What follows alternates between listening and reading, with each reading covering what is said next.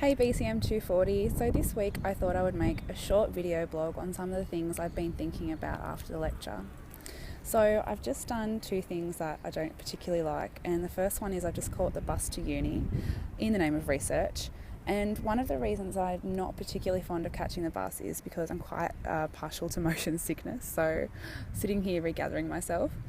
And the second thing that I'm not fond of is filming myself in public, which I'm giving a red hot crack. I thought I'd come to the secluded fields of Urax just outside the sports hub here, and now I found there's a big picnic gathering around me. Okay, so a few of the things that I found interesting while catching the bus and referring to lecture was sort of the obligation to keep people safe while on the bus in a public space. But then what happens when students or people on the bus aren't sort of acting appropriately? And I thought back to a few years ago now. I was sitting on the 55C and a man started urinating down the middle of the aisle. So needless to say, I jumped off the bus quite quickly after that. So it's a risk of the strangers there. Who else is going to be on the bus, and what sort of crazy behaviour are they going to be partaking in? Secondly, I was thinking about the spontaneous public.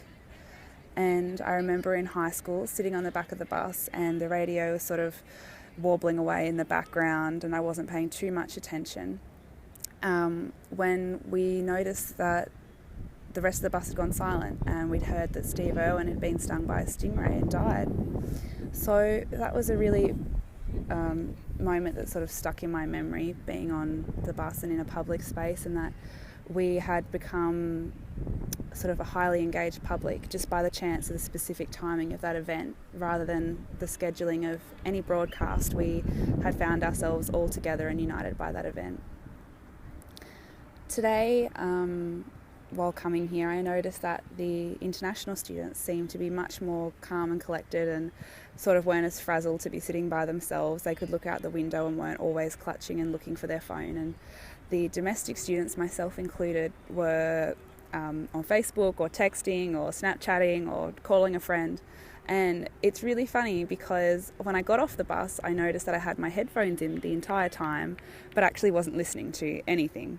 So I guess I was constantly trying to appear to be connected and not by myself, and that's definitely what Mimo Itu was talking about when she referred to telecocooning, because we're sort of protecting ourselves from the anxieties of seeming to be alone and seeking to find a comfort zone, being in contact with our friends or family, someone who makes us feel at ease, and giving them a bit of a running commentary on our day.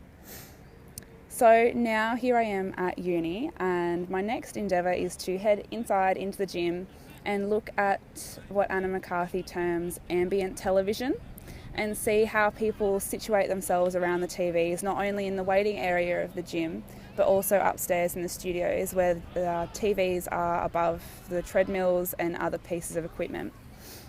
So that's what I'll be doing today, and stay tuned for a further blog post.